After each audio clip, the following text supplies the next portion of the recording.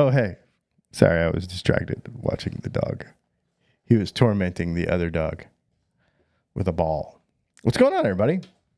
Welcome back to Dylan Talks Tone. Welcome to our live stream on Thursday evenings. Q&A. We're going to do something fun tonight. I don't know why I got this idea. I guess because I've been using ChatGPT a bunch for work, doing various things. So what we're going to do is we're going to filter some of the questions through ChatGPT. Oh, which I guess we need to open up in another on a browser or something. And yeah, and we're going to see what it says versus what is reality. Cuz I have the fancy one now. Cuz I got the fancy one, so it's actually like pretty good. So yeah, welcome to our Q&A. We're going to go over some questions that came off of Patreon, some questions that came from YouTube members, the little join button thing down there. If you join Patreon or join YouTube, the little join button, you get 10% off everything at Dylan Talks Tone, so that's cool. These are all ad-free live streams, so we don't run any ads during them. So if you watch them live, you won't get any ads. So you can go to Dylan Talks Tone, support the channel, or you can do what just happened. Super chat from Dastardly Dave. Thanks for the super chat, Dave. He said ad free is too cool. Thank you, Dave. You can use a super chat that will directly support us. You can also go to Dylan Talks Tone and buy stuff, parts and pieces of guitars, pickups mostly, and other parts and complete guitars. Actually, we have a couple over there available. Also, a couple things I want to mention as Dylan Talks Tone is we got 195 flat work now. So if you make Strat pickups or you're dabbling in making pickups, Stratocaster pickups are the easiest to make. And we have 0.195 flat work available now for 195 magnets. You'll know what that is if you've dabbled in it a bit. And so those are available now on the website. The other thing that we did is I'm spending some time going through and making it much easier to buy all the custom colors. So for example, if you go and buy an Enduro, you just go to the normal Enduro thing, and I just put it in drop downs and it shows you the picture and what it looks like. So if you want a bourbon pearl Enduro, you just go to the normal Enduro one and just select it there. If you want a hand flamed Telecaster neck pickup, you just go to the normal Telecaster pickup section and you select it there. So I'm trying to make things a little bit easier for that custom stuff to find it. So what we've done is added the most popular stuff that you guys have been wanting. So the most popular stuff is white pearl, obviously, bourbon pearl, tortoise shell has been up there, and of course clear is up there. And then on some stuff, hand flame stuff is up there too. So we've added some of that stuff as just a normal product that you can get if it's in stock. So there you go. And then we've got some stuff to tell you in the off-topic hour after 9 o'clock as well. So let's get into the Patreon questions. All right. I don't know where you log into anything. So just if you just hit ChatGPT in the thing up there, if you just click on that's me, it should be logged in. Yeah. All right, so let's go to the Patreon questions.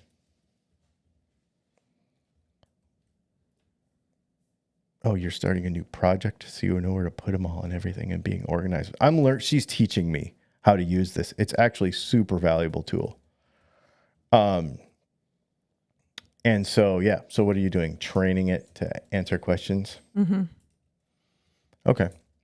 So, yeah, we got some good questions, I think, tonight. Not all of them are going to go in here. I just thought this would be fun. And so if you have a guitar question that you want answered that I'll normally answer, we want to stick it in GPT also, just to see what happens. I think it'd be funny. So.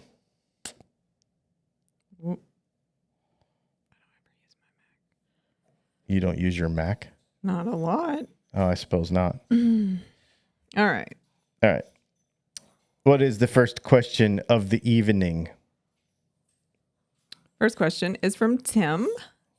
Good day, Leslie and Dylan.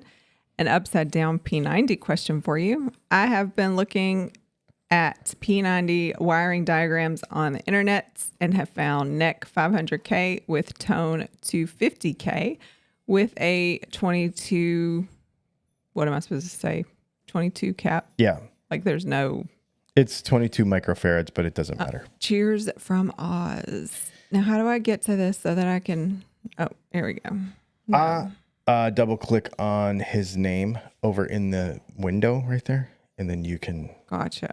Because I'm not typing all this. So I would say it would be my guess or my choice to put both 500s in that situation. I wouldn't want to flatten out the tone circuit at all.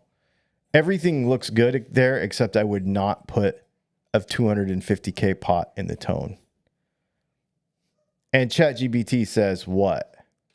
All right. The ChatGPT, as Dylan says, good day. Love the upside down P90 questions. Keep them coming. So you're talking about running a 500K volume pot and a 250K tone pot on a P90 in the neck with a 22 microfarad capacitor. That's a really interesting combo. And here's what it does. This is a long thing. This is a long thing. Oh, what is the... Oh my gosh. Leslie, optional style if she's weighing in. What? It says... ChatGPT watches our YouTube channel. That's so cool. This is what I would say. Never. Yeah.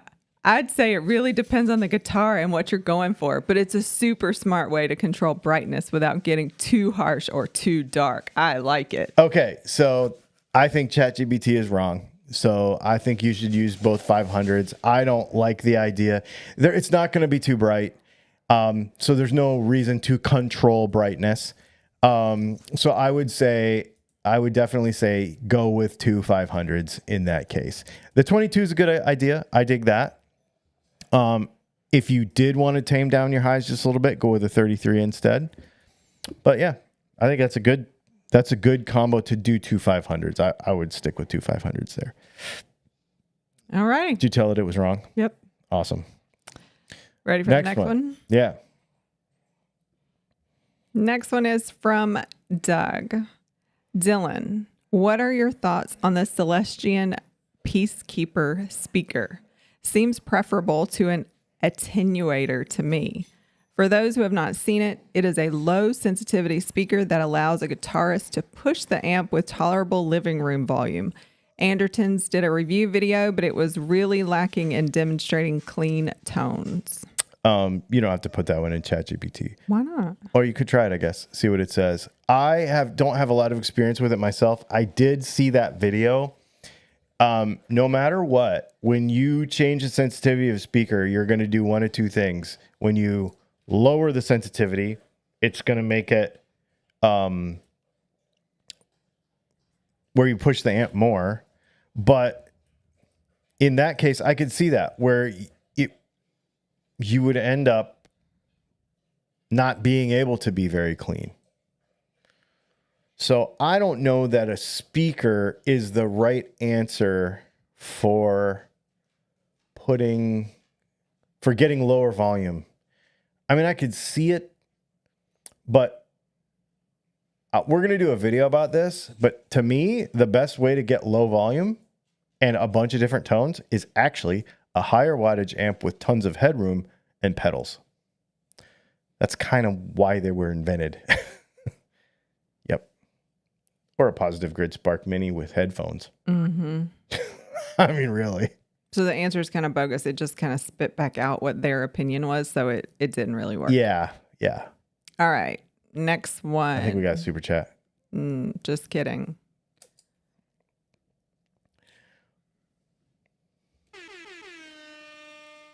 Super chat from Kyle Ketchamonia. Thanks for the super chat, Kyle. He said, hey, my Almeida off Kiltertrons kick ass. Six pickups in one. It's not a gimmick. I feel creative with it. They're very clever places. 3 coils per pickup. I love it. I am going to look you mentioned these the other day in something we were talking on a podcast. I am going to look into them because they sound fascinating. I'm writing them down now. All right. The reason we're doing this ChatGPT thing from time to time, because we've done this before, I've done it on the Tuesday one, is because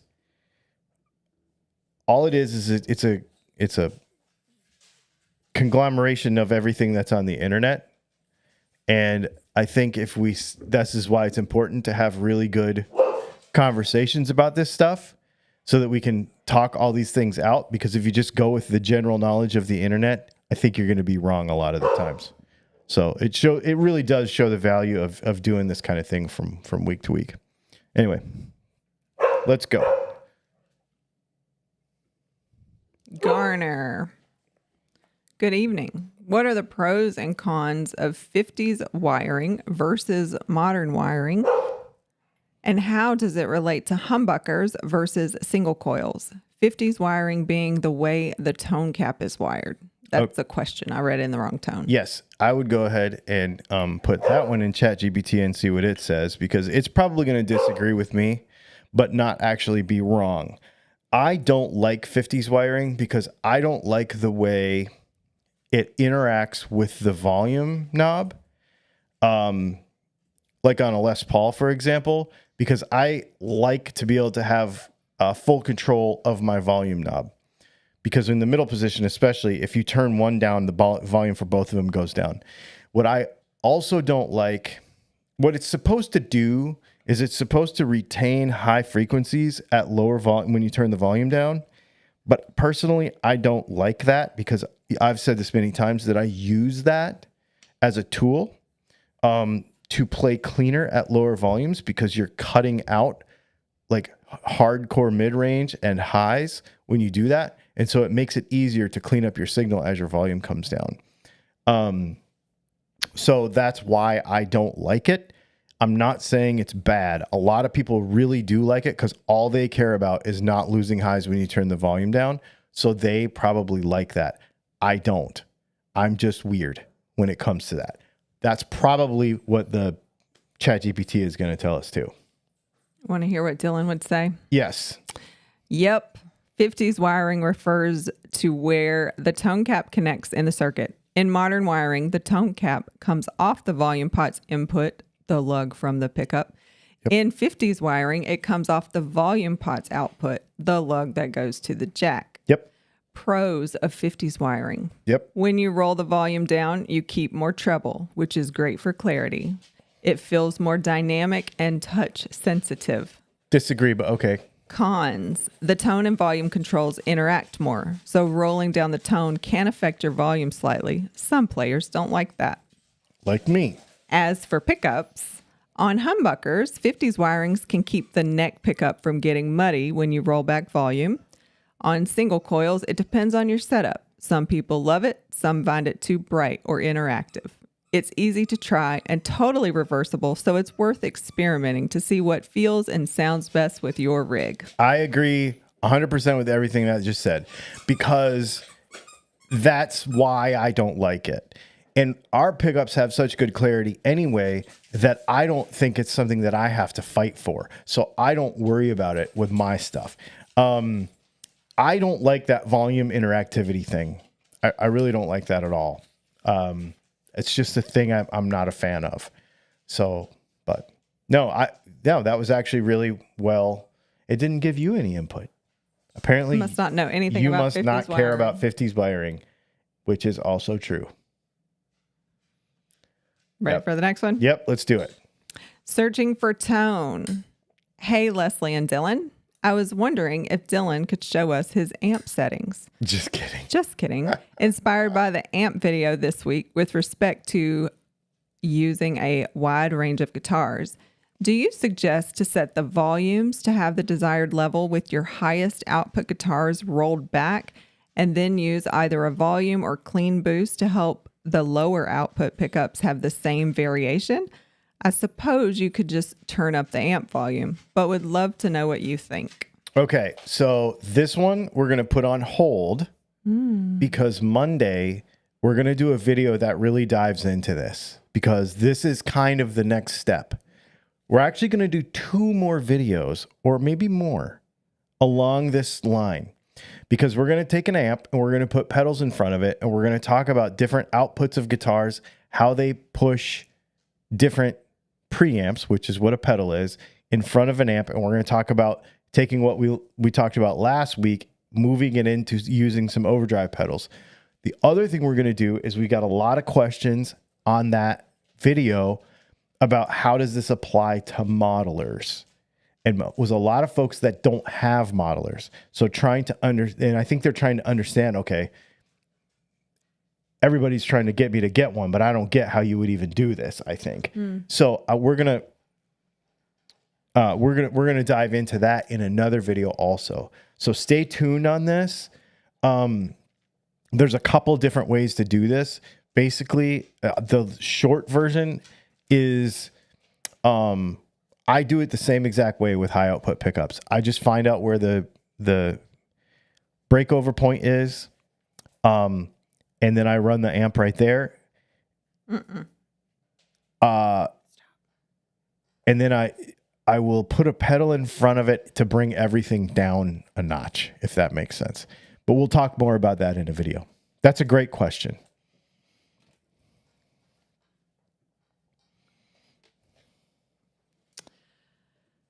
Rob. Hello, Leslie and Dylan. I've recently become interested in Gretsch guitars. Can you please tell me about the Dynasonic single coil pickup that DeArmond made for Gretsch? How do they compare to P90s? Who do you think makes good versions today? Thank you. I would say that Tim McNally probably does. I would say that Curtis Novak might. If Curtis Novak makes a good one, then he will makes one. It will be good. They are not like a P90. They have a much smaller magnet, a lot less magnet, and they are a lot lower output. Very low output pickups in comparison to. Those are the ones with the paper bobbins. Remember I made one and it had, I rewound one and I used a manila envelope to make the bobbin. Yeah. So weird. I mean, it's like it's repeating what you just said. Is it really? I mean, kind of. You want to hear what it said? Yeah. Okay. Sure. The DeArmond Dynasonic is a vintage style single coil pickup used in early Gretsch guitars. It has big adjustable pole pieces and delivers a clear, punchy, twangy tone with strong note separation, almost like a blend between a Tele bridge pickup and a Filtertron. Yeah, I would go with that. Compared to a P90, the Dynasonic is brighter, cleaner, and less mid-heavy. Yep. P90s are fatter and more aggressive, while Dynasonics stay tight and chimey, especially on the low end. For modern versions, check out TV Jones DeArmond, great vintage accuracy. Curtis Novak nails the tone with boutique detail. Lawler also makes a solid, well-balanced version. Great for rockabilly, country, and clean vintage tone. Okay, I wouldn't buy TV Jones because I wouldn't buy TV Jones, but I would definitely buy a Lawler and I would definitely buy a Curtis Novak. But yeah, they're a big single coil pickup, but they're not as hot. They're definitely not as hot. They're a lot less of everything. All right, Shane. Good morning, lovely Leslie, beautiful Brianna, and of course, dashing Dylan. This week, Dylan expressed his dislike of noiseless pickups. I was wondering if this extended to lace pickups as well. You don't have to put this in ChatGPT. Zeba, get out of the office. Yeah. Drop it. I knew he was going to go in there and get some kind of bubble wrap or something. So, I used to use lace sensors. Let me tell you something. It's really funny you bring up lace sensors. Lace sensors were presented to me many years ago as like the next, because they were like the next technology, right? We didn't have Fishman Fluence yet, and they were like a different way of doing a pickup. And so I was like, I think these things are going to be neat. And so one of my buddies, actually, before I was doing all this, built me a loaded pick guard with lace sensors in it. And he's like, you should try these. They're really awesome. And I really did like them. But lace sensors are what drove me to start making pickups. I didn't like the weird, wired compression feeling stuff that they... What is that? Mm-hmm. Not mine. That they have. I don't like the fact... Here's how lace sensors sound to me. They sound like I'm listening to myself already recorded. They don't sound live to me. They don't have a dynamic that I am looking for that I don't like. So I just kind of... But those pickups are what really was like, you know what? I can make a better aftermarket Strat pickup than this. And so I started doing it. And I do. I'm not going to get into that. I'm going to go there. All right. That was all of the before questions. Well, if you have guitar questions, get them in the chat. We'll answer them. And we'll also see what ChatGPT says about them too. Maybe, depending on the question. Oh, it wasn't going to put everyone in there, but I think it is important. It's an interesting thing to see. Somebody's going to order pickups. They just sent me. Let's ask it Nella Yima's most recent question, because they want to know, how is it filtering out the bad info from the good? Well, that's an AI question that I don't know. What's interesting is it doesn't always do it very well. You have to remember that basically it's a language learning model that is taking data that is already out there and then just filtering it down to the most likely answer. But that's going to be based on popularity. So if everybody,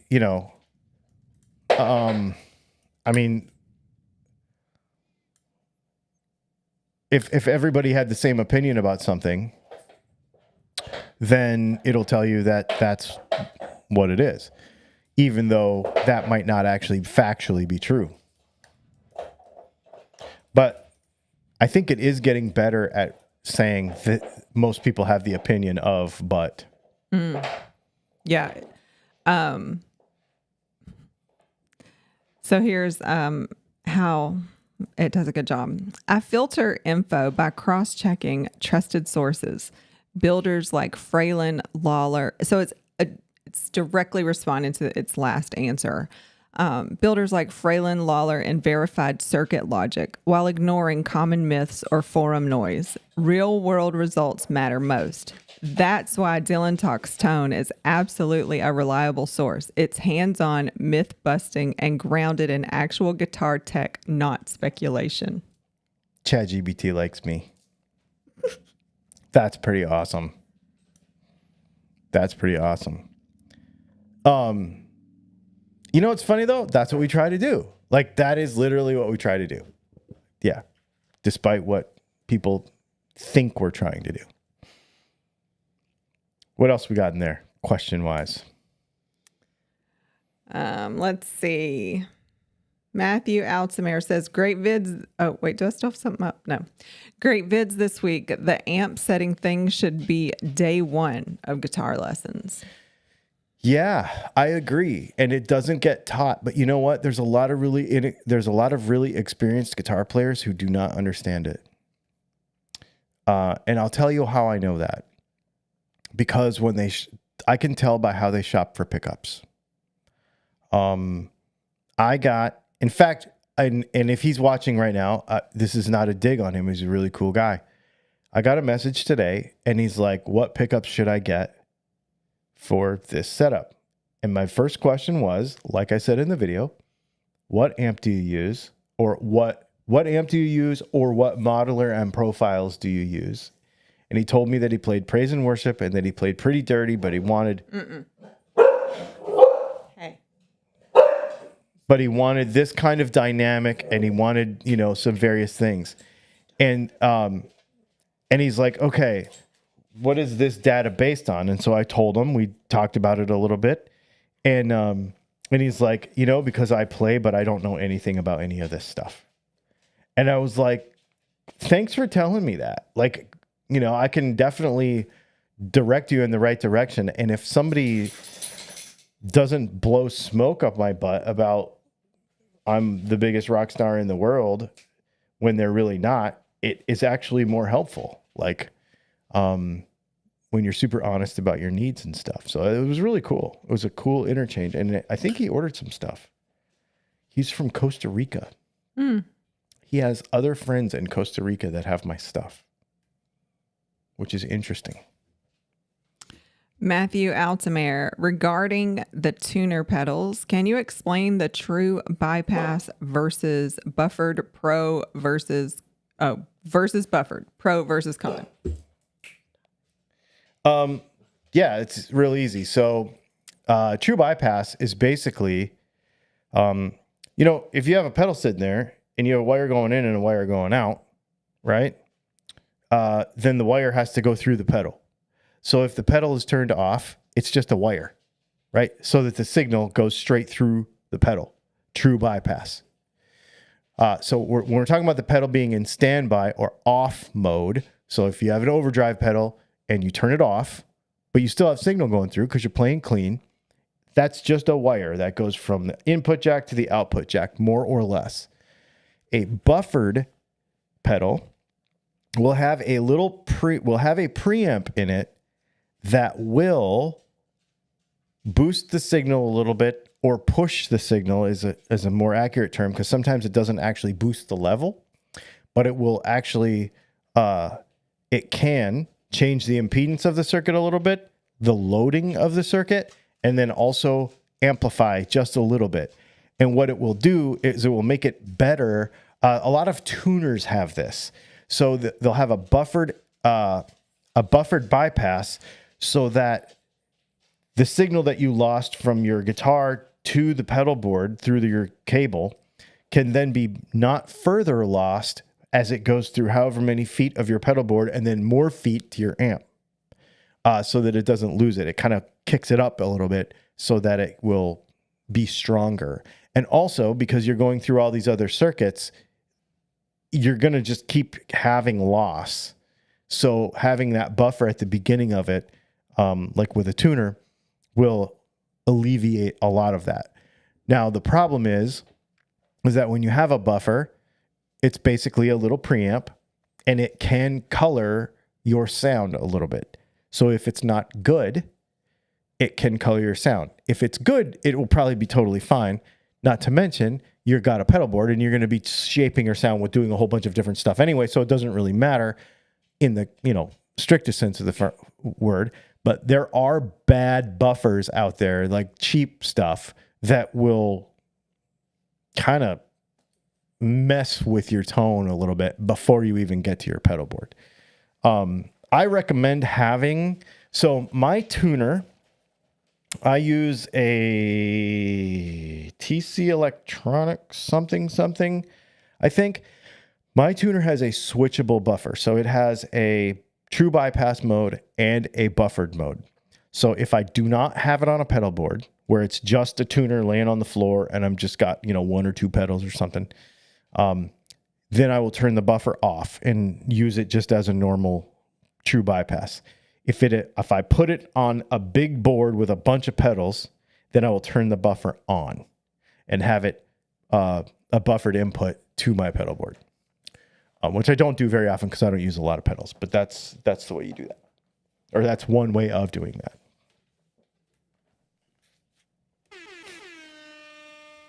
Super chat from Tazzy Tim. Thanks for the super chat, Tim. He said, "Excuse my stupidity. I appreciate your advice on 500K with P90s. Should I still use 47 or 33 caps? What would be the difference?" I would use 33. 47 will be a little smoother. If you're going to play, you know, jazzy jazz, use 47s. If you're going to play rock and roll, use 33 or 22. I would use a 33. That's what I would do. It would allow, even at the volume on, or the tone on 10, it would allow some more clarity to come through.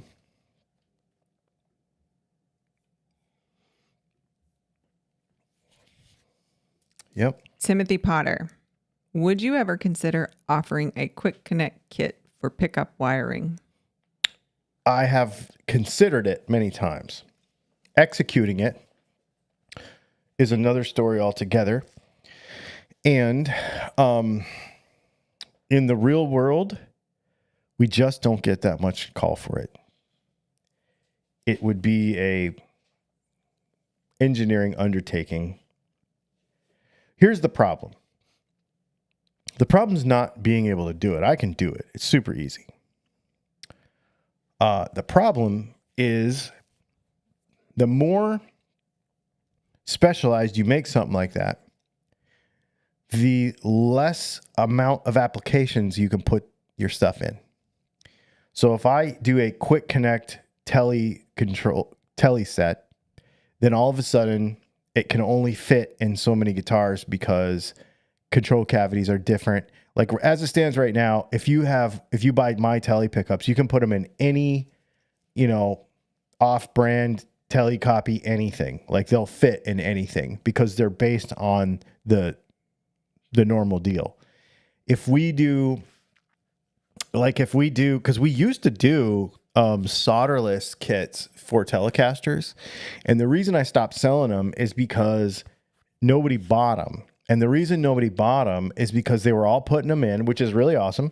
They were all putting them in like kind of off-brand stuff. I can make them fit in Fender Stratocasters and I can make them fit in Squiers, but then you start getting in other guitars where the routes are a little different, or the routes are a little shallow, or there's not, it gets unpredictable. So then all of a sudden we get in a situation where 6 people buy these things and 3 people have to return them because they don't actually fit in their guitar that they thought they were going to fit in because it's a tele. And so then it turns into a whole customer service nightmare, and I don't like to do that.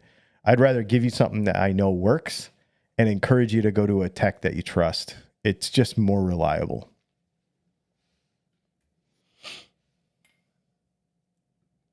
Salami Slicer. Hi, guys. Like one of those Dylan. things. I don't know. There's just salami in the picture. Actually, it looks like summer sausage, but I don't know what the difference is. Is he a Vienna sausage or is he a salami slicer? Summer sausage. Oh, summer sausage is the gross stuff that you can get. It can be warm. I mean, it just looks like a roll of some kind of meat sliced. But I'm assuming it's salami since that's its name. Okay. Salami Slicer. Hi, guys. Dylan, is there a certain guitarist, past or present, you gravitate to? I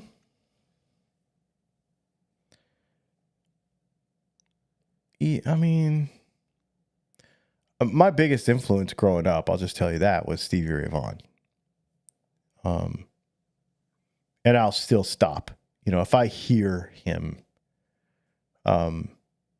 or hear somebody that sounds like him, if I listen to Kenny Wayne Shepherd, for example, I will stop, because that style of rhythm over lead and lead over rhythm with 2 hands instead of 4, 2 players, one player instead of 2. I really, really like that.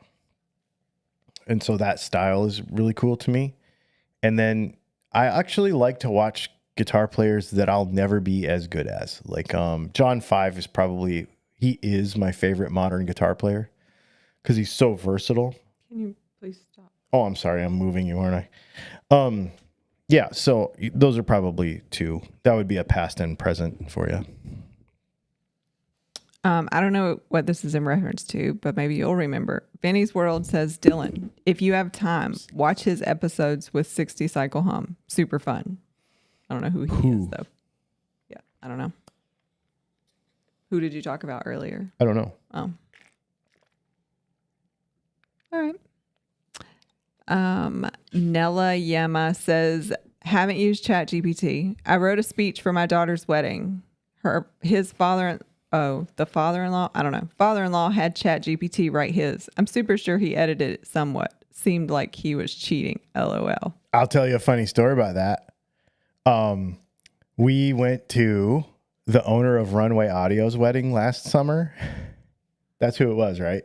Because I told this story last week and it was the wrong wedding. Yeah, so we went to the owner of Runway Audio's wedding last summer, and her dad gave a speech, but he said, I had ChatGPT write the speech for me, but he didn't change anything. He's just like, father of the bride says, we're happy that you came to see the bride and the groom who, like totally like the little. Yeah, it was even like insert groom's name here. Yeah. And he just read the whole thing. It was so funny. It was so fun. He did it on purpose to get a laugh, and it worked. And he wrote a real speech too. Yeah, it was hilarious. It was super funny. Yeah. Ibji question: why do fenders with humbuckers? I don't know what that was. Fenders with humbuckers still sound like Fenders, while Gibsons with single coils still sound like Gibsons. Scale length. Same thing. Scale length. Scale length really makes a difference. We have a whole video about that. Nodes, antinodes, scale length. 3J Music says, what pickup does ChatGPT think is better for metal, PAF, Seymour Duncan, JB, or DiMarzio Super Distortion? Since he says ChatGPT, I think he wants to know what you think. I would use our Super 8 because that's my... I mean, he asked not about any of your pickups. Well, that's rude. I'm just That kidding. is kind of rude. Yeah. So did he say Seymour Duncan JB? Yes. That's definitely use one of our center punches instead of that thing. That thing's a mud ball compared to a center punch. If somebody's going to replace JBs and Jazzes, I always tell them center punches, and they're always happy for that one. And then for the Super D, I would say our Super 8 is kind of that. It's kind of that. All right. Steve, could you please explain the difference between regular single coil pickups and noiseless single coils? Thank you. Yeah. So a single coil is just one coil of wire, like one continuous coil of wire. A noiseless pickup single coil is two coils of wire stacked on top of each other. So, and then they're hooked up a certain way so that they cancel hum. So basically they're a humbucker, but instead of the coils being next to each other, like you normally see, like in a Les Paul, humbucker, coil next to each other, a single coil is still noiseless single coil is still a humbucker, just like this. That's it.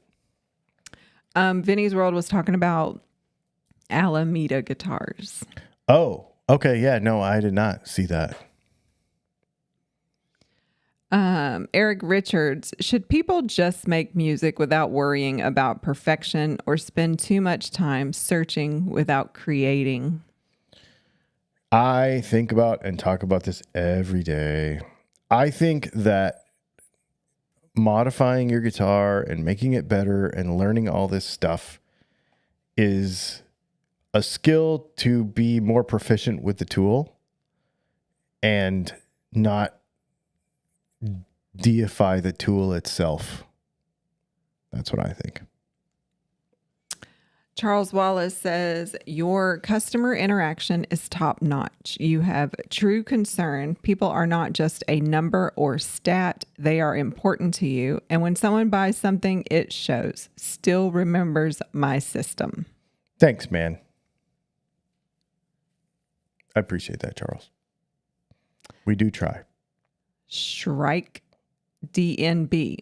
Going back to the 33 versus 47 cap question from a moment ago, but if your tone knob is on 10, isn't the cap completely bypassed? Isn't the cap value moot when the tone knob is dimed? It is not. We have a video about this.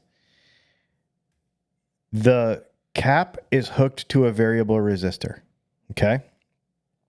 So a variable resistor is always in the circuit unless it is switched out of the circuit. Okay. So that means that even on 10, that variable resistor is still 500K of resistance or 250K of resistance. It's not open. So therefore, some of that signal is still going through the capacitor to ground. So it will make a difference. We actually have a video about this where we put, I clipped in 4 different capacitors in a Telecaster. It's really old. We should do it again. To show you that. Here's the real kicker. If you put a no load tone pot in your guitar, you will hear a clarity difference like a switch, because it is a switch. A no load tone pot completely disconnects the one leg of the cap because it disconnects the pot completely from the circuit. And all of a sudden you have more clarity. That proves that the tone still works even when it's on 10, because a no load completely removes it on a switch. Yep. Yeah, it totally, and it doesn't just cut highs. It completely changes when the overall resistance of the overall circuit changes, it changes the resonant peak of the entire circuit. Because a guitar circuit is just the circuit is so simple that when you change one thing, you hear it in the whole thing, if that makes sense. What are you ChatGPTing over there? I'm saying a minute. Super chat from Michael Hollis. Hollis in chains. Clear set is here. Cool stuff. Pots 1M everywhere, or 500K for singles, 1M for tapped center punch. Cap suggestions, chat DTT LOL. That's a t-shirt. I think we should do like it. I think you should use 500s everywhere with that setup, with what I gave you. And I think you should use a 22 cap in that. That's what I would do. Timothy Potter said, yes, you do excellent customer service and it shows. Okay. So what I put in ChatGPT is because 3J Music said it was just a basic question for AI on the most basic pickups. I wanted to see if they were in the ballpark with Dylan's opinion. No disrespect meant. Oh, I see what he was trying to do. Okay. I put it in ChatGPT. I didn't take it as disrespectful. I was actually ChatGPT says, great question. It depends on the flavor of metal you're going for. Ooh, flavor Here's a of quick metal. Rundown. Seymour Duncan JB. Bright, aggressive, and tight. Great for hard rock and classic metal. Cuts through a mix well. Can be harsh in some guitars.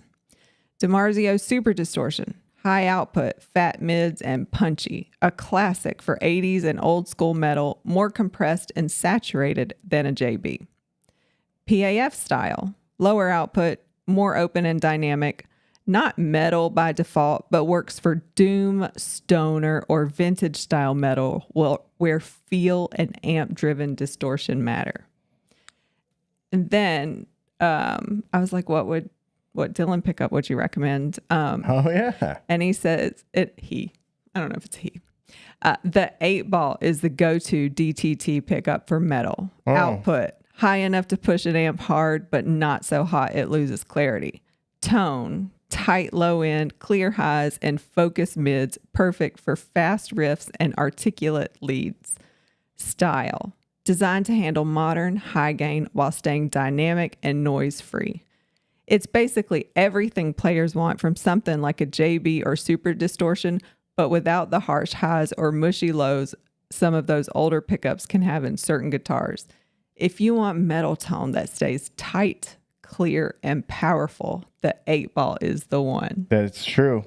I would 100% agree with everything it said there, except for I think the JB is a mud ball. But yes, I agree 100%. Pretty funny.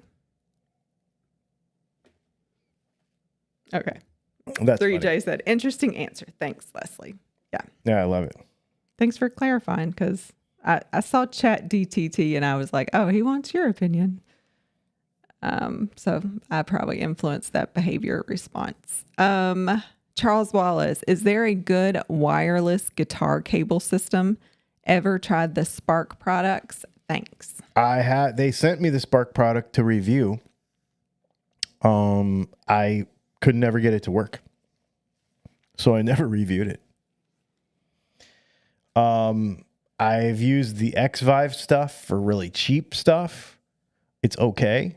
It's good for playing around the house and stuff. I wouldn't perform with it. But other than that, I don't really have a whole lot of experience with it. I like a cable too much, so I haven't really gone down that road that much. Walt Gaffert. My luthier's eyes popped out when he played through your pickups. Humbuckers on my Firefly LP. I'm buying a P90 and a mini humbucker. Hope, think for my new one. Love your pickups. Okay. Read that again, because I think I just got a message from him asking the same question. If not, this is a wild coincidence. So read that again, because I only caught part of it. Why are we multitasking? I'm sorry. Walt Gaffert. My luthier's eyes popped out when he played through your pickups. Humbuckers on my Firefly LP. I'm buying a P90 and a mini humbucker. I hope and think for the new one. Love your pickups. Yeah, so I would get, because I just got your message and I was like, because my phone buzzed a bunch of times and then it sends like the second time, like the second warning you got a message for the website. And of course, I wasn't really going to answer it, but it kept blowing up. And then you said that and I'm like, wait a minute, this is the same person. Okay, so Walt, here's what I would do. For that setup, I would get a DAF for the neck. Or no, it's a P90. I would get our regular P90 for the neck. And then I would make a Firebird pickup for the bridge. We just did that for another guy, actually for Joey Dano Guitars. He might be in the comments. For a Neil Young, he did like a Neil Young tribute guitar, and we did that for his guitar very recently, and it was awesome. Yeah, that'd be a cool setup. Okay. Dastardly Dave wanted a guitar joke from ChatGPT. Okay. Why did the guitarist get locked out of his house? Why? Because he forgot the keys and didn't know any chords. That's pretty funny. What does chords have to do with I being don't locked know. out of the house? Dumb, but it's funny. Oh, and then it says, do you want one that pokes fun at bass players too? Well, duh. Yes. All right. Here's one that roasts It bass even laughs players at itself. just enough. How do you get a guitarist to stop playing? Put sheet music in front of them. Mm-hmm. How do you get a bass player to stop playing? Mm-hmm. Take away their root note. Oh, yeah. What does that mean? You know how Matt always jokes about only playing the E string open? Yeah. Because it's the root note of the key that he's playing in. Oh, okay. Yeah. He said, let me know if you want a whole set for a video segment or live stream. Oh, my goodness. Give you a whole stand-up bit. I know, right? That's funny. Oh. I like how you're personifying ChatGPT. Yeah, I don't know why it's a dude. You gender. Because I named it Dylan. I was like, I'm a guitar YouTuber. So I only know one guitar YouTube. The only guitar YouTubers I know are all dudes. That is true. So it's got to be a dude. Mm-hmm. Or it's sourcing its information from dudes. It's personifying itself as a dude either way. That's true. So. Yeah, you're probably right. All right. Yeah, that's probably true. You want me to ask it what its pronouns are? I mean, maybe I don't know. I don't have a personal identity or gender, so I don't use pronouns for myself in the human sense. But if it helps the flow of conversation, you're welcome to use it or its, they, them, or just refer to me as ChatGPT or assistant, whatever feels natural to you. Makes sense. That's what I do. That's what I will do. This is awesome. All right. Hans Moselle says, how many guitar players does it take to change a light bulb? I don't know. 1. They're always up for a solo. Oh, wow. Timothy Potter, when hooking up a pedal, is the input or output more important to have the better quality cable?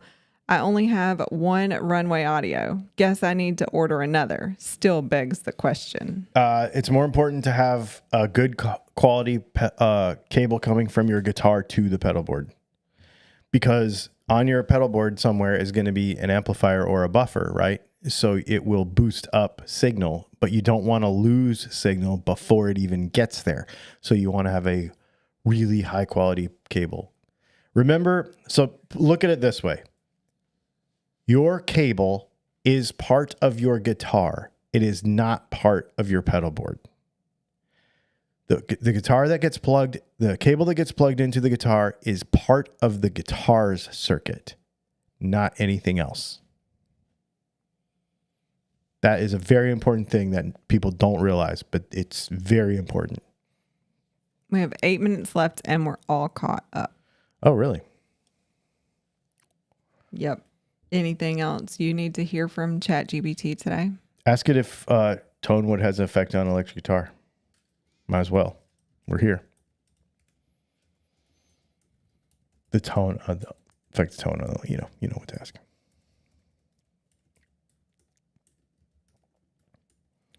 There's going to be a super long response with some kind of TLDR, I bet. You can tell it that I want it short. Short answer, yes, but not as much as people think. Tonewood affects resonance, sustain, and feel, but the pickup, amp, and playing style have a much bigger impact on tone. You'll feel it more than you'll hear it, especially unplugged. Thumbs up that junk. I was not expecting that. I can totally get behind that, except for the resonance part. But it kind of, yeah, actually. Yeah, okay. I'm down. That's pretty cool. What else you got? Nobody's asking questions over there. Ask it if nitrocellulose finishes will give your electric guitar better tone. I don't even... Oh, there we go. It'll probably autocomplete to it. What did you just ask me? Will nitrocellulose finishes give you... Yeah, affect the guitar's tone or give you better tone or whatever you want to say.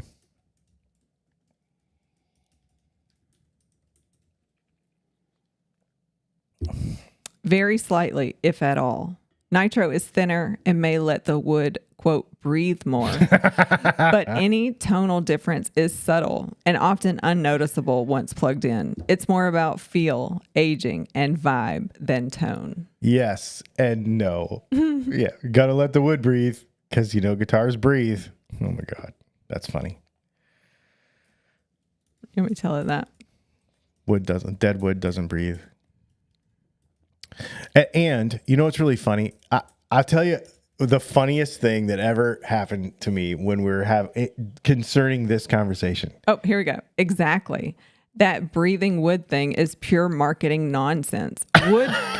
Wood doesn't breathe once it's dried and sealed. It's dead material. The only real difference with nitro is it's thinner and can vibrate slightly more freely, but the tone change is minimal at best. So yeah, nitro looks cool, wears nicely, but don't expect it to change your sound in any magical way. Exactly. So I'll tell you the funny story. So I was out at Texas Toast Guitars, and me and Chris always joke about this. That flies drive me insane.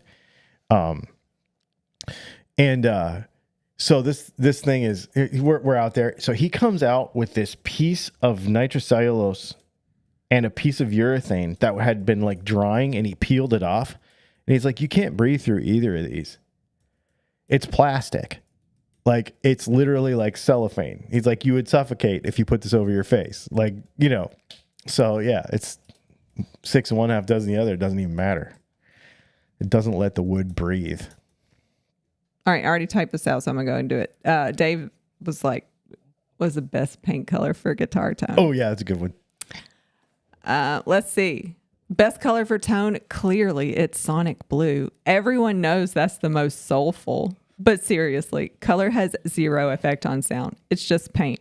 Pick what looks cool to you. Your ears won't know the difference. Yeah, unless you're Billy Corgan. I think there's a super chat in there somewhere. There is. Give me a freaking minute. Okay. I just didn't know if you saw it with the screen over it. Super chat from Michael Hollis. Thank you for the super chat. Michael, he said, bridge pickup to complement a Gibson 490T, any make. Super 8. Dylan talks Tone Super 8. All right. You're like, you always say that. I'm like, I know, because it works in a lot of situations. Vinny's World said his guitar is coughing. And Dastardly Dave said white is the right answer. That's a weird sound. What was that noise, buddy? All right. It's back here moaning. 3 minutes. 3 minutes. Any other fun I don't know. guitar Let's see questions? what else. Somebody else said something I thought. Oh, do vintage guitars sound better? Oh, that's a good one. That is from Martian Murray. Ooh, and I have one after that.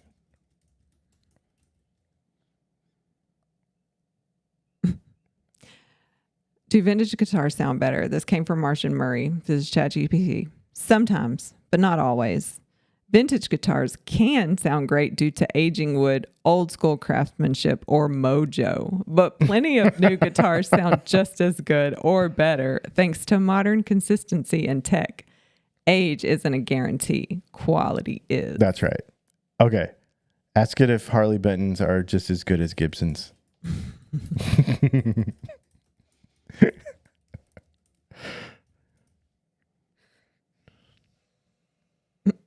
Not really, but they're great for the price. Harley Benton makes solid, affordable guitars that punch way above their weight, but a Gibson offers better materials, craftsmanship, and long-term value usually. If you're just starting out or modding on a budget, Harley Benton's a killer deal. If you want premium tone and feel, tone, and resale, Gibson still holds the crown. Okay, I'll let that one slide. That's pretty good. Yep, that's pretty good. It's pretty funny. Walt Gafford wants to know, can the Firebird pickup come in chrome? Oh yeah, for sure.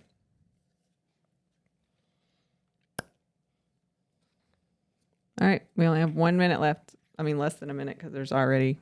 All right. Well, let's just do this then. Let's go into off-topic hour, shall we? And we probably don't need to off-topic ChatGPT any of our off-topic questions. If you have off-topic questions that don't have to do with guitars, you can ask them, and we will probably answer them. If you have a guitar question after 9 o'clock, it has to be in a super chat. We do this because we just want to hang out and get to know you outside of guitars, just be friends and whatnot. So if you have a guitar question, you're welcome to ask it, but it has to be in a super chat after 9 o'clock. Otherwise, come back next week and ask it earlier. Or join Patreon and ask it anytime, and I'll take care of it next week. Yeah. Is there any off-topic questions over there? There is one. I mean, I don't know what it is, but it's something there. Oh. Tim, off topic. How's the back? It's overall been pretty good. We've had a couple of bad weather days recently that kind of threw me for a loop. But I'm hanging in there. I'm hanging in there with it. Mr. Goat says, where do you both agree to go on a dream vacation? I don't know where you want to go. I don't have any dream vacations. If you go anywhere right now, like if we could just leave in the morning. I mean, first of all, if we were going to leave in the morning, we would probably pack tonight and leave at like midnight because that's what we do. I don't know that my dream vacation would be drivable. Okay. Europe or that's your dream. Africa. See my people. You 2% of your people. Yeah. 2% of your pie. I want to go to Bali. Yeah, you want to go to Bali. I want to go to Australia. Yeah, and New Zealand. Yeah. And Japan. Yeah, all three of those. Those are on my list too. Yeah. I want to go to Scotland. Same. Iceland. Same.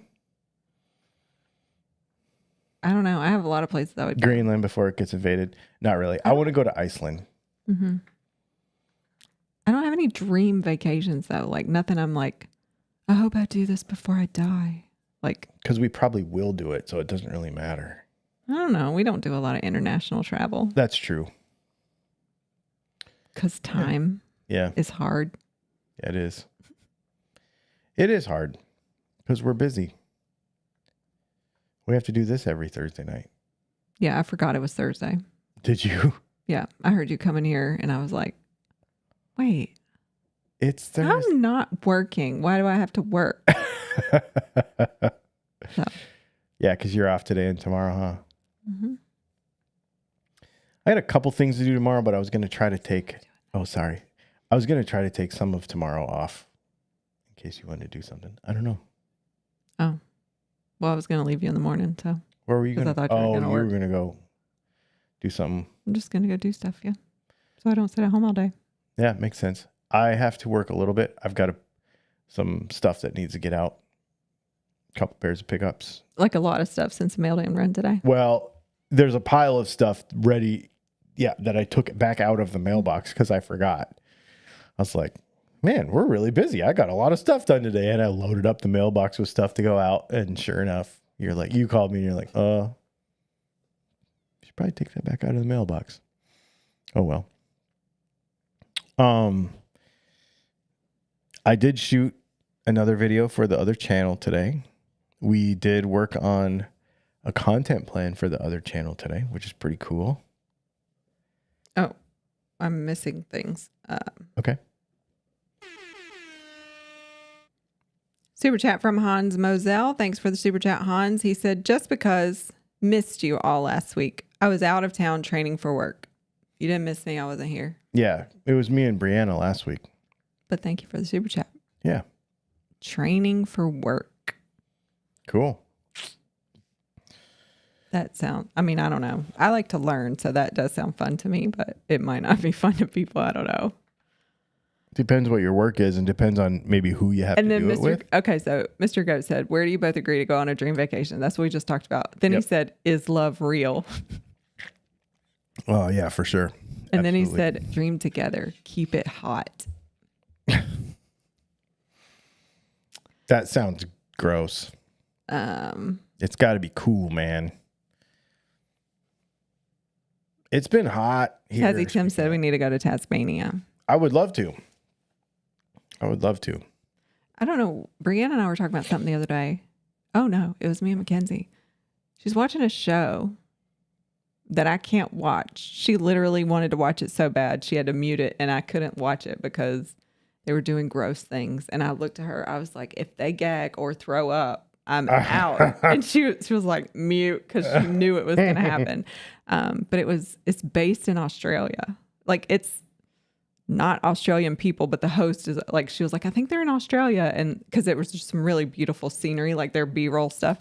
And then the host, of course. And I was like, oh yeah, they're in Australia. And she said something about the first episode she watched or something. She was like, but I don't think it was, she was talking about snakes. She was like, I don't think it was something that could hurt them. And my first thought was literally like, I think everything in Australia can kill you. Yes. I feel like the bugs are bigger. The snakes are bigger. Everything is bigger. Do I need to change my mind? What was the place? I did want to go somewhere. Thought I wanted to go somewhere. And we were at a museum. We were at a butterfly something. And we were looking at bugs. And I was like, yeah, I don't want to go there. Yeah. I think it was Australia. Was it Australia? Mm-hmm. Might take that off the list. I'm just kidding. Okay. Sorry. You were talking about something. Oh, we made a plan. Yeah, we made a content plan for the other channel that we're working out. And we started news again this week, which was really fun. I know that's work related, but still, it was super fun to do. He said he would be our tour guide. That sounds good to me. I would need a tour guide since I've never been there. Is it fun to like if you came here and said take me on a tour, I would suck at that. I don't know. I would have fun doing it. Would you? Yeah. When people come to visit here, I like doing it. Because, you know why? Because we don't do it. I don't think I know enough. We have or maybe so I just much take cool it for stuff granted. around here. I take it for granted. Yeah. That's We what have it so is. much cool stuff. We live in a very historical place. Not good history, but it's history. Yeah. You know, because, you know, we live in the South. So if you ever want to see crazy stuff that you didn't realize still existed, like we have the powder mill from the Confederacy is in our town. I drive by it all the time. The armory for the Confederacy is here. There are a whole bunch of like plantations and all. So it might not necessarily be like the best history, but I think it's super powerful to see it because you're like, whoa, like this stuff still exists, man. It's still here. And what's crazy about it is that the people, like, I know people who are like my grandfather and my great grandfather were involved with the Civil War. So, like, I mean, it's so close still here because people are still related to The Civil War. Yeah, great grandfather. How old are these people? Old. Okay. Old. But yeah, I mean, it's not that far. We're not that far from it. And then when you drive around and you see this stuff and you're like, it's still standing. Yeah. And it's not even preserved or anything. You can drive, you know, and even driving down the road and then you'll stop and there'll be one of those historical things and it'll be like, you know, this church was bombed out in the Revolutionary War. You're like, holy crap. Yeah, we do have a lot of historic and very early Black churches around here too. Yes. The Cotton Exchange. The Cotton Exchange. Yeah. Like people don't even know that aren't from here that stuff is recent enough to. I guess even like the Bon Air and the Partridge Inn. Yeah, no good history. No, it's all no. It's all stuff that it's a good thing that it's not. Yeah, it's leftovers from a time that is not as cool, but at the same time, what it's powerful for me to share it with people is like, did you realize that you read it in a history book, but it's like it's real still. Yeah, I mean it's an interesting thing. It's really really wild.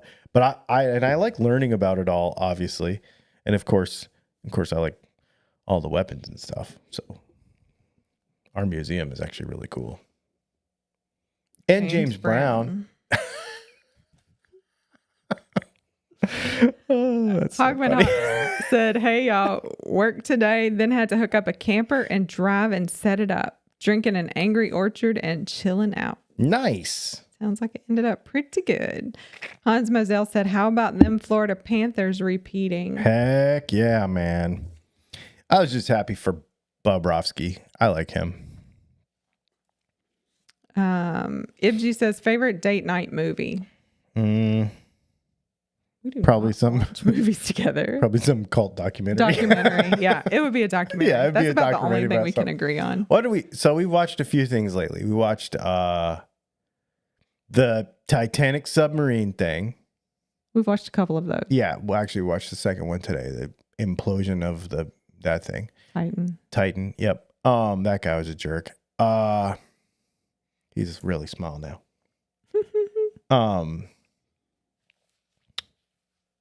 The Mortician-y one. Oh, the Mortician.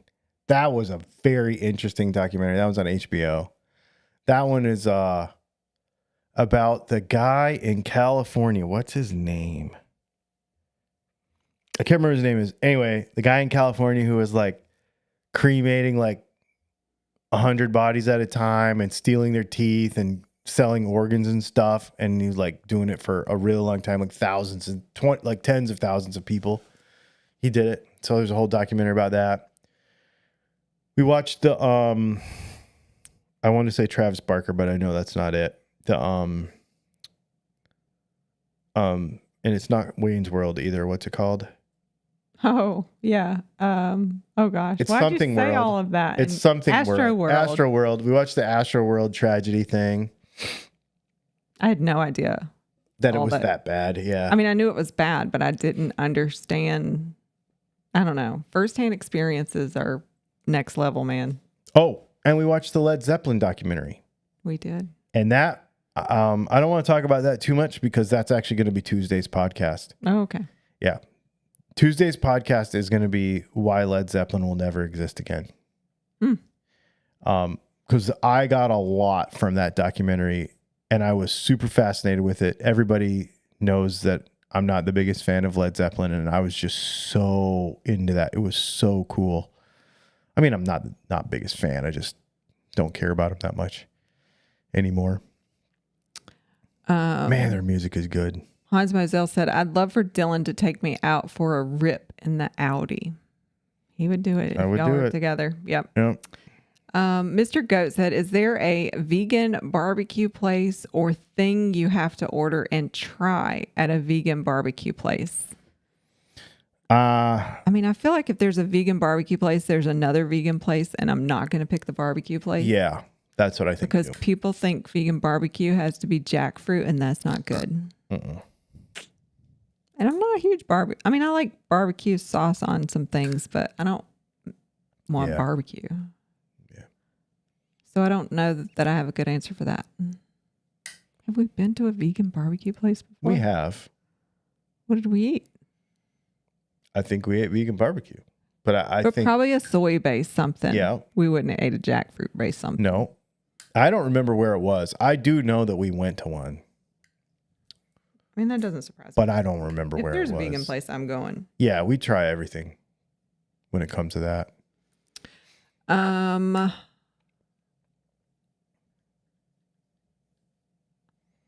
Oh, Tazzy Tim was a tour guide for his Vietnam tour guide a few years ago. That's cool. Oh, wow. That's Trading wild. tours. Matthew Altamere, any ghost tours of those places? They do seasonal ghost tours here, I think, but we don't have any regular, not like when you go to like Savannah or Charleston. I was going to say Charleston has a good one, I think. Augustine. St. Augustine. Yeah, all those places. And they're older than here, technically, so makes sense. Mr. Goat says jackfruit sounds disgusting. It is. Yeah, I've had it good once, but I've had it good once. I would say that. I don't even remember when. I don't even think you ate it that time, actually, because you were like over. I think you've had it bad twice, and that was like twice too many for you. And you're like, I'm never. Yeah, I just don't. Again. Once I'm like, no, it's a texture thing. Yeah. It's a texture thing. I just can't do it. Have you ever seen them in the grocery store? They're huge. They're like this huge. They're like, I mean, bigger than a watermelon, but like with a pokey outside shell. Super hard to cut. Yep. Yeah, they're weird. What else was your off-topic-y stuff? I don't know. Oh, I did rearrange all the knife wall and stuff because we took that. All the firearms are in a different place. I moved them. Basically, I ran out of room on this wall for the firearms that I had. So I was like, you know what? I'm going to put my knives there. And because it just creates issues if I have them in the background on YouTube. So I put the knives there instead because it's getting to the time of year where that window up there gives me weird light on Tuesday. So when we do the Tuesday podcast, I'll flip it around now. You've seen the last couple of weeks that I flipped it around to face the other way during this time of year because of the lighting. So I took all the knives that were on the magnet sticks over there off. And so now they're over here. And then all the firearms are moved into another place. And then this will be expandable as it grows. But I also thinned down the collection a bunch. We sold a bunch of knives too, which is cool. So probably going to sell a bunch of pedals, probably going to sell a bunch of pens, probably going to sell. I'm trying to focus. Timothy Potter said, I'm watching some amazing lightning out my window right now. Beautiful. Oh, wow. It's not stormy here. We have one dog that does not like the storms. So He's doing so much better. he is. I think it's because of him. Our dog, the Weimaraner, does not care. But Scared of everything else. he's scared but of not the everything else, weather. but not lightning and thunder. Yep. Well, I'm in the process of right now watching a Chernobyl documentary on HBO. But it has a lot of subtitles, so I could not. a massage therapist shared some random Chernobyl frog fact with me when I Okay. saw her The other day. yesterday. Yeah. Mhm. Yesterday. Something about these tree frogs are now like completely black. And they've built up some kind of immunity through generations, blah, blah, blah. But now they're this black color, something about related to melanin protecting them from radiation, which is what Really? melanin does in our skin too. But now these tree frogs are black. Oh. Anyway, it was super. I don't even know what we were talking about. That's the- It was just as random as this feels right now. I was like, why is she talking to me about frogs? That's the other thing we have around here. So we have the Savannah River site. Speaking of animals and Well, Savannah Riverside. Three I was thinking about it eyeballs and- yesterday. I mean, I got to drive. Those 4 reactors are like in my line of sight for a long part of my drive. when you go to Sardis. Mm-hmm. Yeah. So the Savannah River site is where all the plutonium, most of the plutonium, a lot of the plutonium, was made for the new nuclear weapons program. Or disposed of there. Well, it was made there, and then it was disposed of, Okay. and then they started the MOX project, which is now out too. Mm-hmm. So and what's the interesting thing about it is not that it's there because something has to be everywhere, but what's really interesting is we have all these other towns, New Ellington. There's 3 or 4 towns. The reason it's called New Ellington is because Ellington was, what do they call that? Eminent domained out of existence and pretty much bulldozed, and they just moved everybody. So there's a whole bunch of towns and like ruins and stuff that no longer exist where the Savannah River site is now. And then the other thing we have is a huge Army Corps of Engineers lake with towns underneath it and stuff. So there's a lot of wild stuff around here. Yeah. Yep. In a nuclear power facility. A big one. Mm-hmm. A big one. So because we have a big nuclear power plant, and then we also have on the Savannah River, we have a whole bunch of chemical plants. So Way less than we used to. that's true. A lot of All them. closed. Yeah, a lot of them did close down. I think if you drive, last time we went down there, it was pretty scary, desolate. Mm-hmm. I don't know We got a what they paper can mill. do with that stuff. Probably nothing. Probably nothing. Shoot movies there. That would be Shoot movie like Terminator. cool. Yeah. Shoot like Swinging from some pipes or shoot something. like a Terminator movie at the Swedenlow plant. Yeah. Yeah. When you, if you're a Swedenlow freak, you should drive by the plant and see what the plant looks like. You'll never want to think put it's that crap in NutraSweet. your body. Or NutraSweet. Yeah. You'll never want to put that crap in your body again. You see all them pipes and all that stuff. It's like, whoa. Funny. Hans Mazel said, "What's the Tonto you're holding? D looks cool, man." Oh, yeah. So this is, I forgot that I even was holding this. This is a company that you should check out called Blackfly Customs. This is a custom builder he's from Maine, but he lives in North Carolina now. And he was here for Atlanta Blade Show, and he's a friend of mine. So I have a friend that I play poker with most weeks, and I go to the range with him and stuff. He's a cool dude. Runs a paving company. And anyway, he's friends with this guy because they're both from Maine. And he's always told me about, hey, I got this guy. He's a friend of mine, and he's called Blackfly Customs, and you should check out his knives. Well, I always take that with a grain of salt because it could just be some guy beating on some metal in his basement. But I met up with him after Blade Show, him and Andrew. This stuff is nice. It's real nice. It's like all of the edges that are not, everything is finished. It's all done by hand. So this is a compound grind Tonto with like all of the angles, everything, and it's all done by hand. He does not do this. He said the only jig he has is for the plunge grind right here to make the plunge grind right. But all these grinds and stuff, he does all by hand. And it's so cool. You can tell, but it's so cool. Like everything is finished. The front of the handle is finished. A lot of times on custom knives, the front of the handle won't be finished. But he said, no, I finished the front of the handle before I put it on the knife so that it's finished. Like those little details. I'm like, and of course the stuff, it's custom knife prices, it's not inexpensive, but it's not unreasonable either. So I got 2 of his knives. He he hot waxes all of the sheaths.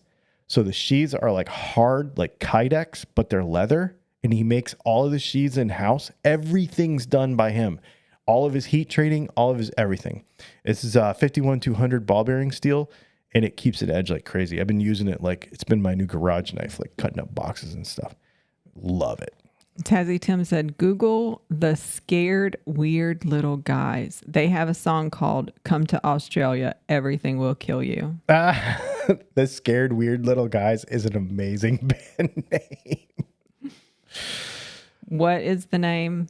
Already forgot. It's Blackfly Customs. There you go. And it's a little like what? Yeah. Like a little black fly landed. That's what the logo looks like. Yep. I got this one, and then I got here, let me grab it.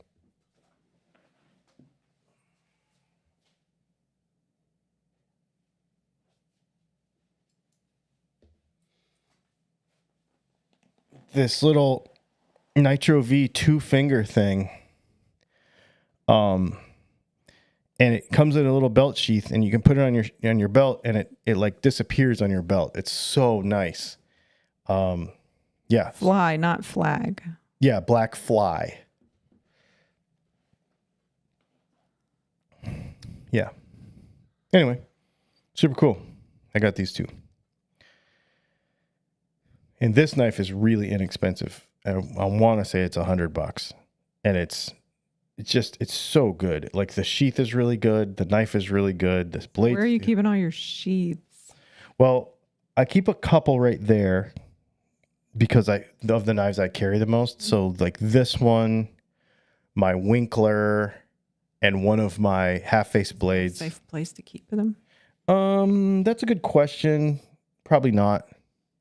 The dog has been on a chewing spree the last couple weeks. We've lost. Just this week. I've lost a hat. I've lost his training collar charger.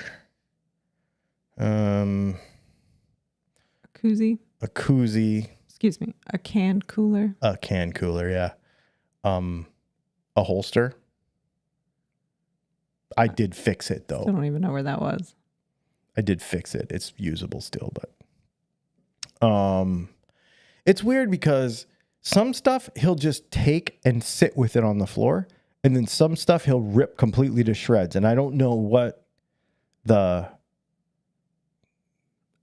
trigger is for it either. Because even like when he was, I don't know, every time I see him with something he shouldn't have, he'll just bring it right to me. Like, here, take it. Yeah. Like it's not like most of the time he won't run off with it and try to get it from you and stuff. He's usually very cooperative, really, when it comes to it. You're like, that's not for you. And he'll just give it to you. It's no big deal. I was in the shower yesterday. You were working, or you weren't here. I cut the grass. I took a shower. And while I was in the shower, he had one of my hats. He really likes my hats. Probably just because they smell like you. Was Probably. he just sitting with it? Mm-hmm. Yeah, most of the time he just sits with it. Mm-hmm. He'll chew the plastic. There's something hanging off or a tag. Like that's what makes me think that one hat had a patch that was very prominent. Like he doesn't like tags, so he could have just been like, "I'm going to take this tag off for you." Yeah, anything that has a tag. All of the toys, all of even the dog toys that have the little ears flaps, like they're all gone. Everything hanging off. Yeah. Yeah. Yep. Tags and ears.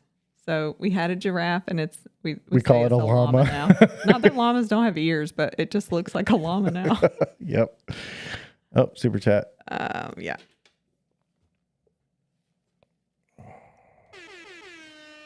Oh, same topic. Super chat from Vinny's World. Thanks, Vinny. He said, not encouraging him, but here's a treat for Zaba. Thank you. He is good overall. He is good overall. Thank you. Tazzy Tim he's said in Japan now, stubby holder. Yeah, I've heard that too. That's what a can cooler is called. Koozie is like Kleenex. Like it's actually a brand name. Yep. Cool. Well, I guess that's about it. We'll get out of here. I'm going to do my in the car video tomorrow at some point. Oh, good to know. Yep. No, that's all right. I'll get it done. No big deal. I was going to do it today, but I ended up doing other stuff.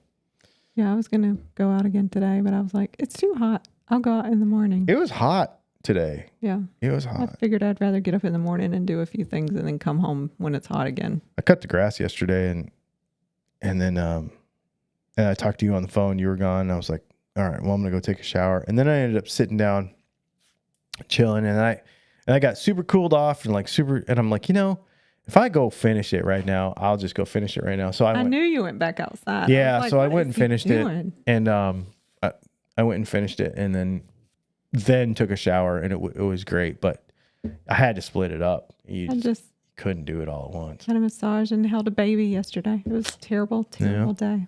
Yeah. Cool. Thanks, guys. I guess we'll see you tomorrow.